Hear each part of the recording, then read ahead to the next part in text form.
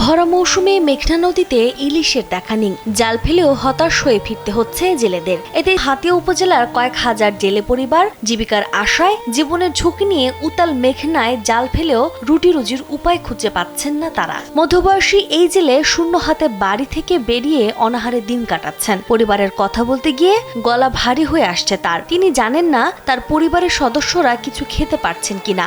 বাড়িতে মহিলারা কি খাচ্ছে তা আমাদের জানা নেই। বিশ্বাস করেন বাড়িতে তারা কি খাইয়া রয়েছে না খেয়ে রয়েছে এই মেঘনা নদীর বুকে দমার লগে হাবুডুবু খাচ্ছে। কোনো টাকা পয়সা কোনো কিছু দিয়ে আসতে পারিনি যে আমরা ওইখানে দিয়ে মাছ ধরে বাড়িতে ফেলাম। আইয়া নদীতে মাছ পাই না। 5+ স্টার রেটিং প্রাপ্ত দেশের সর্বোচ্চ বিদ্যুৎ সাশ্রয়ী ওয়ালটন এসি স্মার্ট কমফোর্ট এখন নেক্সট লেভেলে। অন্যদেরও একই অবস্থা। চেয়ারম্যান ঘাট সহ প্রায় 20টি ঘাটে আশ্রয় নেওয়া 10,000-এর বেশি জেলে অনিশ্চয়তায় দিন কাটাচ্ছেন। মেঘনায় জাল ফেলে যে পরিমাণ ইলিশ পাচ্ছেন তা দিয়ে প্রতিদিনের ট্রলার খরচই তুলতে পারছেন না তারা। গাঙ্গু গেছি, গাঙ্গু কোনো মাছই নাই। অজ্ঞা মাছ পাইছি তাহলে কি হয় না, অনেক কষ্ট করে চলি। অনেক মনে দেশে গেলে আমরা মনে দেনা করে সমিতি কিস্তিতে উড়িও আমাকে দিতে হইব, দেনা দিতে হইব। আমরা কোনো মতে পোয়া মাছটা ধরে আমাকে সংসারটা চালাই এবং আমরা চলি। 600 জন মানুষ মিলে ধরেন একটা কেরিয়ান খরচ আছে গোটা দিনে, ধরেন 3 থেকে 4,000 টাকা বাজার আছে।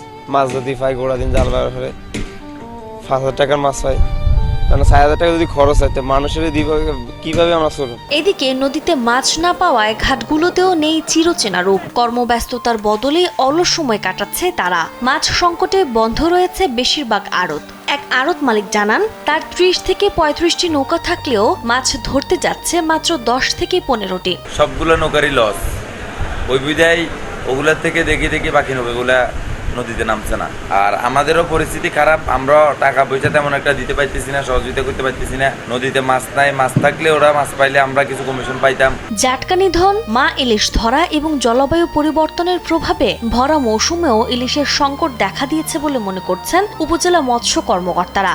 এছাড়া উপকূলীয় এলাকার অতিরিক্ত বর্জ্য নদীতে মাছের বিচরণ বাধাগ্রস্ত করছে বলেও জানান তিনি। আমাদের জন্য চ্যালেঞ্জিং যে বিষয় হচ্ছে সেটা হচ্ছে যে নদী দূষণ এবং ইলিশের যে রুট আছে সেটাতে পলি জমে যাওয়া।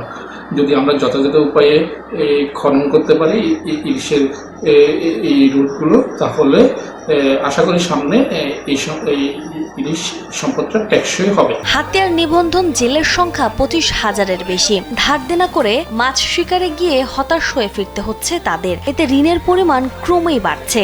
আর মাছ না পাওয়ায় আড়ত মালিকেরাও তাদের আর্থিক সহায়তা দিতে পারছে না। এ অবস্থায় কিভাবে সংকটের সমাধান হবে তা নিয়ে শঙ্কিত প্রান্তিক জেলেরা।